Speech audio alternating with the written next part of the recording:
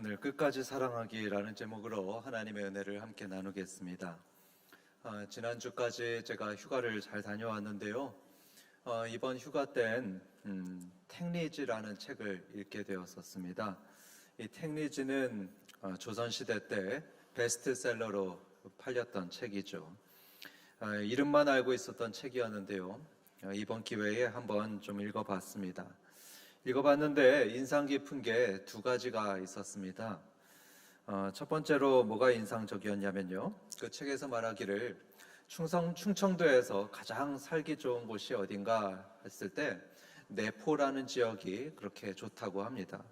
지리적으로나 경제적으로나 또 사람의 인정으로나 경치로 있어서 이 내포라는 지역이 가장 살기가 좋다 이렇게 하는데요. 이 내포가 어딘가 제가 보니까 현재로 보면 예산, 논산, 당진 뭐 이런 지역이 그렇게 살기가 좋다고 합니다. 기분이 좀 별로였습니다. 왜 대전은 없나? 아무리 뒤져봐도 대전 살기 좋다는 말이 없더라고요. 저는 대전이 제일 좋은데. 두 번째로 인상 깊었던 거는 저자에 관한 것이었습니다. 저자가 이중환이라는 사람이었는데요. 그 사람은 62세 때에 이 택리지를 저술하게 되었습니다. 그리고 5년 뒤인 67세에 사망하게 되었죠. 이걸 보면서 저는 갑자기 충격이 생겼습니다. 충격이 들었는데 저도 이제 곧 5학년이 되거든요. 그런데 제가 이중환이라고 생각을 하면 10년 후에면 저희 걸작이 하나 있어야 되고 또 17년 후에는 인생을 마치게 되는 겁니다. 이런 생각이 들었습니다. 나도 앞으로 남은 해가 17년 남았을 수가 있겠구나. 처음으로 그런 생각이 들었는데요. 새삼스럽게 인생이 너무나 짧다는 생각이 들었습니다. 인생 참 짧다 이런 생각이 들면서 한 가지 질문과 또 한 가지 생각이 연이어 들었습니다. 어떤 질문이었냐? 이중환은 택리지라는 책을 남기고 갔는데 나는 남은 생애 동안에 뭘 남길 수 있을까? 남은 생애 동안 무슨 열매를 맺을 수 있을까? 이 한박교회에는 무슨 기여를 할 수 있을까? 뭘 기여하고 떠날 수 있을까? 이런 고민이 들었습니다. 또 이런 생각이 들었죠. 지금 현재의 시간이 너무나 소중하다는 생각이 들었습니다. 지난 세월을 돌아보면 20년이란 세월이 정말 순식간이었다는 생각이 듭니다. 참 순식간에 지나갔는데요.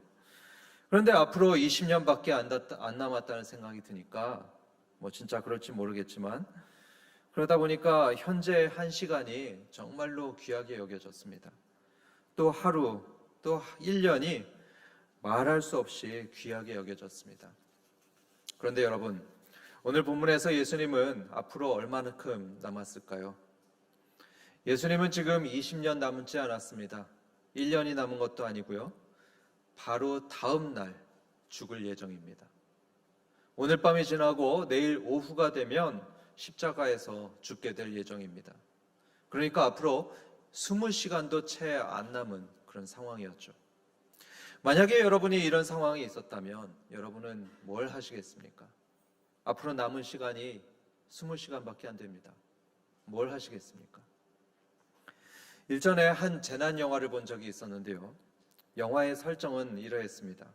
몇 시간 후면은 큰 소행성이 저 우주에서부터 떨어져서 이 지구가 멸망할 예정입니다.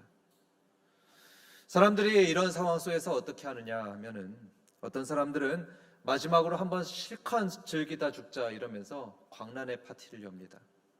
어떤 사람들은 사랑하는 연인을 만나겠다고 또 아빠를 만나러 가겠다고 먼 길을 떠납니다. 여러분 같으면 어떻게 할 것 같습니까?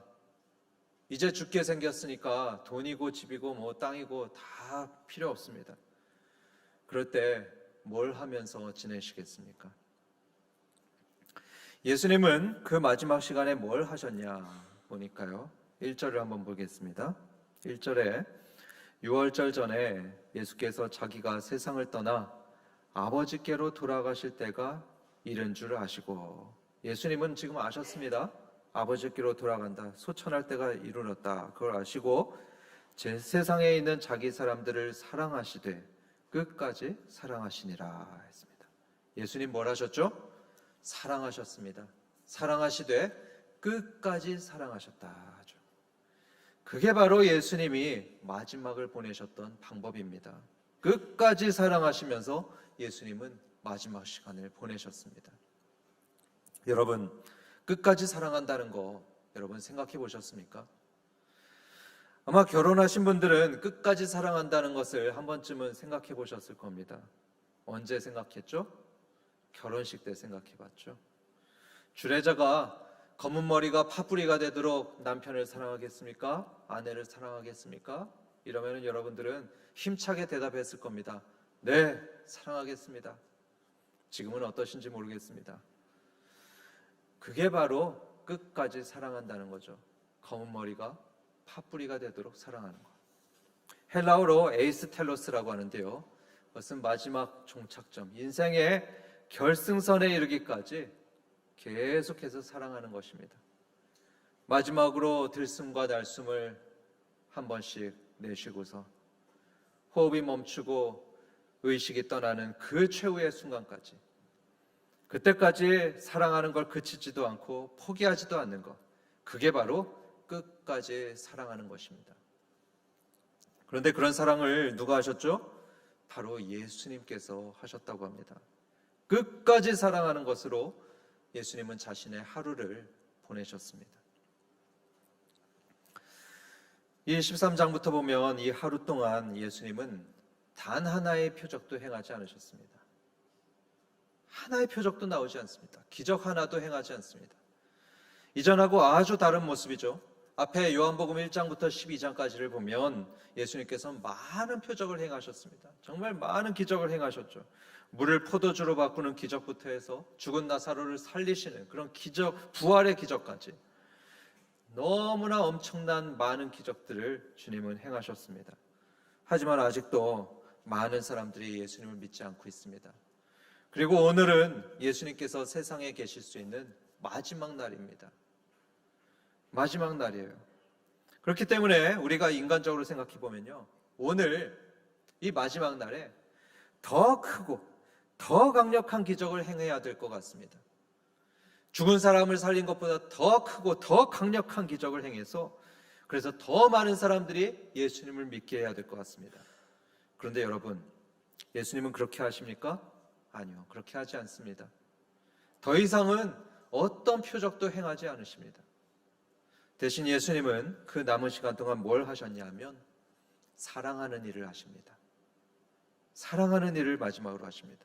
아까 1절에 말씀하기를 세상을 떠나 아버지께로 돌아갈 때가 이른 줄 아시고 이렇게 했죠. 그래서 어떻게 했다고 하죠? 더 큰 표적을 행하셨습니까? 아닙니다. 끝까지 사랑하시니라 했습니다. 사람들을 끝까지 사랑하시는데 예수님은 그 남은 시간을 다 쓰셨습니다. 사랑하는 성도 여러분, 우리도 남은 생애 동안 뭘 해야 될까요? 남은 생애 동안 뭘 하는 것이 가장 가치 있고 가장 남는 일일까요? 예수님은 끝까지 사랑하기를 선택하셨습니다. 지금까지도 사람들을 사랑하셨지만 그걸로 충분하다고 여기지 않으셨고 계속 사랑하셨습니다. 사랑하다가 실망해서 그만두거나 미워하지 않았습니다. 대신에 마치 마라톤처럼, 지금 올림픽 경기에 있는데요, 마치 마라톤처럼 끝까지 마지막 호흡이 다할 때까지 주님은 계속해서 사랑하셨습니다. 사랑하는 한밭성도 여러분, 저와 여러분도 남은 생애를 끝까지 사랑하면서 보내길 주님의 이름으로 축원합니다. 바로 이 시점에서 저는 마음속에 이런 질문이 하나 떠올랐습니다. 예수님은 마지막으로 어떻게 사랑하셨을까? 그 마지막 20시간을 어떻게 사랑하셨을까? 마지막으로 제자들의 얼굴을 하나하나 뜯어보면서 사랑한다, 고맙다 이렇게 얘기하셨을까? 아니면 한 명 한 명을 꼭 끌어안고서 요한아 사랑한다, 베드로야 사랑한다 이렇게 하셨을까요? 그러지 않으셨습니다. 그러지 않고 예수님은 제자들의 발을 닦아주셨습니다. 발을 닦아주는 것으로 제자들에게 사랑을 보이셨습니다. 참고로 이때 제자들의 발은요, 상당히 더러웠을 것으로 추정합니다. 왜냐하면 비포장 흙길이었거든요. 비포장 흙길을 샌들로 다녔기 때문에 상당히 더러워졌을 겁니다. 당시 로마 도시들을 보면요, 도로 곳곳에 사람과 또 짐승의 배설물들이 그냥 뒤범벅이었다고 합니다. 그런 더러운 흙길을 샌들로 다녔으니 집에 오면 발이 얼마나 더러웠겠습니까? 그 냄새나고 더러운 제자들의 발을 예수님께서는 보면서, 그 발을 보면서 이런 생각을 하셨습니다. 우리 요한이 마지막으로 발을 닦아주자. 우리 베드로 마지막으로 발을 닦아주자 생각했죠. 그래서 예수님은 식사하다 마시고 벌떡 일어나셨습니다. 일어나 밖에 나가서 대야에 물을 담아왔습니다. 그 물 담긴 대야를 한 제자의 발 앞에 두고 무릎을 꿇었습니다. 마치 노예처럼 무릎을 꿇고 제자의 더러운 발을 정성껏 닦아주기 시작했죠. 한 명을 닦아주었습니다. 그리고 다음에 옆에 있는 제자에게 옮겨가서 또 무릎 꿇고 발을 닦아주고, 또 옆에 있는 제자에게 가고, 그렇게 12명의 발을 일일이 하나도 빼놓지 않고 다 닦아주셨습니다. 여러분, 이게 바로 예수님이 자기의 인생 가장 마지막을 살았던 방법입니다. 사람들을 끝까지 사랑하시되 그들의 발을 닦아주면서 사랑하셨습니다. 여기서 우리는 예수님의 사랑의 두 가지 특징을 보게 됩니다. 두 가지 특징을 보는데요. 첫 번째로는 예수님의 사랑은요, 상식을 넘어서는 사랑입니다. 예수님이 보여주시는 사랑은 상식에 머무르지 않았습니다. 상식을 넘어섰습니다. 여러분, 당시 다른 사람들의 발을 닦아주는 행동은요, 철저하게 아랫사람들의 몫이었습니다. 종이 주인을 닦아주는 겁니다. 또 제자가 스승을 닦아주는 겁니다. 그게 상식입니다. 그게 예의고요. 그게 당연한 것이었습니다. 그런데 예수님은 어땠죠? 그 상식을 넘어서셨습니다. 주인이시고 스승이시면서도 제자들의 발을 닦아주셨습니다. 정말 상식 밖의 일이었습니다. 워낙에 상식 밖의 일이었기 때문에 베드로는 당황했죠. 너무나 놀라면서 이렇게 말했습니다. 6절에서 주님께서 제 발을 씻으시나이까? 어떻게 주님이 저희 발을 닦아주십니까? 이런 얘기인 거죠. 여러분, 이렇게 상식을 넘어서는 사랑이요, 감동을 줍니다. 상식을 넘어설 때 그 사랑이 감동을 주죠. 예수님의 세족식이 왜 그렇게 유명할까요? 상식을 넘어섰기 때문입니다. 그러니까 유명하고 감동적입니다. 만약에 반대의 경우를 한번 생각해 보죠. 만약에 반대로 예수님의 발을 제자들이 닦아줬다면 어땠을까요? 예수님이 마지막으로 내 발을 한번 좀 닦아봐라 이래가지고 제자들이 예수님을 씻겼다면 어땠을까요? 아무런 감동이 없었을 겁니다. 제자가 스승을 섬기는 것은 당연한 일입니다. 상식적입니다. 거기에는 감동이 없습니다. 반대로 스승이 제자를 닦아주고 윗사람이 아랫사람을 대접하고 섬기는 거죠. 그게 바로 하나님 나라 원리고요. 바로 그럴 때 사람도 감동받을 뿐만 아니고 하나님께도 감동을 드립니다. 두 번째로 예수님의 사랑은요, 배신자까지도 사랑하는 사랑이었습니다. 배신자까지도 사랑하시는 사랑이었죠. 여러분은 배신자를 사랑할 수 있습니까? 저는 솔직히 저희 힘으로는 불가능합니다. 배신자 사랑하는 거 저는 참 자신이 없습니다. 이전에 저는 한 후배가 참 이뻤습니다. 너무 예뻐했습니다. 남자 후배입니다. 여자 후배 아니고요. 너무 노래를 잘하는 후배였고요. 성격도 참 마음에 들어가지고 밥도 사주고 또 주변에 칭찬도 많이 해줬습니다. 그런데 이 친구가요, 나중에 알고 보니까 여기에 저기에 저를 흠잡는 말들을 막 하고 다녔더라고요. 있지도 않은 얘기를 하고 왜곡된 얘기를 이 사람 저 사람에게 얘기했던 것을 제가 듣게 되었습니다. 저는 너무 이해가 되지 않았습니다. 그리고 배신감이 들었습니다. 아무리 생각해봐도 이 후배에게 잘못한 게 없고 오히려 늘 좋게 생각하고 칭찬해 줬는데 어떻게 나한테 이럴 수 있나? 이런 배신감이 들었습니다. 이뻐했던 만큼 그 배신감은 너무나 컸습니다. 이런 사람을 사랑한다? 솔직히 제 힘으로는 불가능하다. 이런 생각이 들었습니다. 그런데 예수님은 배신자까지도 사랑하셨습니다. 18절의 말씀처럼 자기에게 발꿈치를 들었던 사람, 뒤통수를 쳤던 그 배신자까지도 주님께서는 사랑하셨습니다. 그래서 예수님은 가룟 유다도 사랑하셨고요, 또 베드로도 사랑하셨습니다. 전부 다 배신자들입니다. 특히 유다로 말할 것 같으면 예수님을 팔아넘긴 사람이죠. 은 30이라는 헐값에 예수님을 팔아서 죽게 만들 사람이 바로 유다입니다. 요즘으로 말하면 저기 서해안에 염전노예로 파는 거죠. 아니면 장기 매매로 그렇게 팔아버린 겁니다. 그렇게 유다는 자기를 사랑하고 가르쳤던 스승을, 그 스승에게 천인공노할 그런 파렴치한 짓을 했던 사람입니다. 하지만 예수님은 그 유다에게 어떻게 하셨죠? 발을 닦아주셨습니다. 그 발을 닦아주셨습니다. 아마 저 같으면 그런 배신자하고 악수도 하기 싫을 겁니다. 하지만 주님은 그의 더러운 발도 정성껏 닦아주셨습니다. 그 더러운 속마음을 빤히 보면서도 유다의 발을 닦으면서 그를 사랑해 주셨죠. 이처럼 예수님의 사랑은 배신자까지도 사랑하는 사랑이었습니다. 상대방이 자신을 미워하고 해를 끼치고 배신하면서 죽이려고 하는데도 그래도 사랑하기를 그치지 않았고요, 또 사랑하기를 포기하지도 않으셨습니다. 베드로도 마찬가지입니다. 베드로는요, 이 세족식 이후에 예수님을 3번이나 부인할 사람입니다. 난 예수란 사람 모르고, 난 예수란 사람 전혀 모르고, 이렇게 3번이나 말했던 사람이죠. 심지어는 저주까지 하면서 부인했다고 합니다.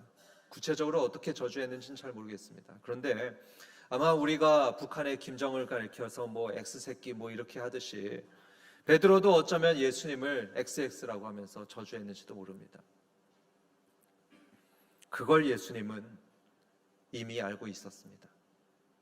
베드로야, 오늘 밤 너는 나를 3번 부인할 거다. 미리 말씀해 주셨습니다.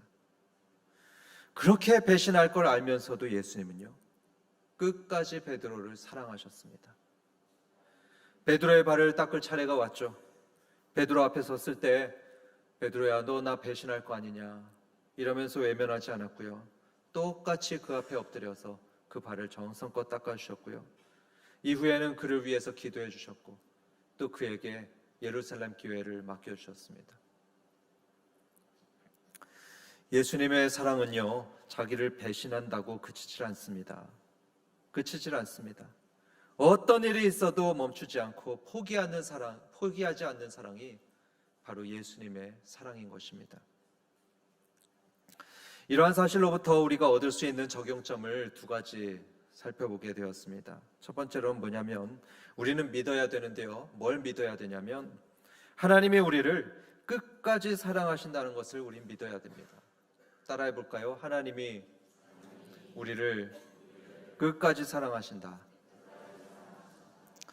오늘 본문을 보면요, 예수님이 자기 사람들을 끝까지 사랑한다고 본문에 써 있는데요, 이때 이 자기 사람들은 단순히 이 12제자만 의미하는 게 아닙니다.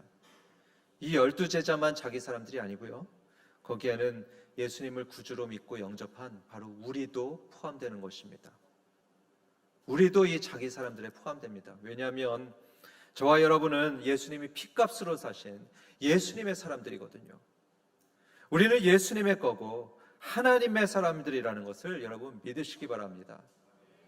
그렇기 때문에 제자들을 끝까지 사랑하셨던 예수님은 마찬가지로 당신의 사람들인 저와 여러분들도 끝까지 사랑하실 것이 분명합니다. 지금까지 우리를 사랑하셨다면 내일도 사랑하실 겁니다. 아니, 내일과 내년뿐만이 아니고 우리의 호흡이 다하는 그날까지도 우리를 주님께서는 사랑하실 것이 분명합니다. 혹시 어느 날 치매에 걸릴 수도 있죠. 치매에 걸려서 정신을 놓치는 경우가 있어도 그래도 우리를 사랑하실 겁니다. 때로 마음에 병이 생기고 죄를 짓고 어둠 속에 방황하더라도 그래도 우리를 사랑하실 겁니다. 왜요? 끝까지 사랑하시는 주님이시기 때문입니다. 심지어는 자기를 배신했던 그 유다와 베드로도 사랑하셨던 분이시기 때문입니다. 자기를 버리고 도망쳤던 그 괘씸하고 용기 없는 12제자 그 모두도 주님은 예외 없이 다 사랑하셨습니다. 끝까지 사랑하셨습니다. 그렇기 때문에 하나님은요, 여러분을 사랑하기를 절대로 멈추거나 절대로 포기하지 않으십니다. 끝까지 사랑하신다는 것을 여러분 믿으시기 바랍니다. 어쩌면 지금 여러분은 하나님이 연단을 주시고 훈련을 주셔서 너무나 고통스러운 인생을 살아가실지도 모릅니다. 아니면 죄를 짓거나 하나님께 불순종하셔서 벌을 받으실 수도 있습니다. 하지만 여러분, 그렇다고 해서 하나님이 여러분에 대한 사랑을 거두신 게 절대로 아닙니다. 여러분에 대한 사랑을 거두신 게 절대로 아니고요. 그건 그야말로 연단이고요, 훈련이고요, 징계인 것입니다.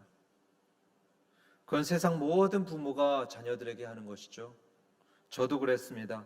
저도 아이들을 너무나 사랑하는데요, 세 아이 모두 사랑하는데요, 그 아이들 다 훈련시켰고요, 다 야단쳤고요, 다 맴매도 했습니다. 하나님이 그런 겁니다. 하나님이 훈련과 징계를 여러분에게 하시는 겁니다. 그렇기 때문에 사랑하는 성도 여러분, 여러분에게 닥친 시련과 고통 때문에 여러분에 대한 하나님의 사랑을 절대로 의심하지 마시기 바랍니다.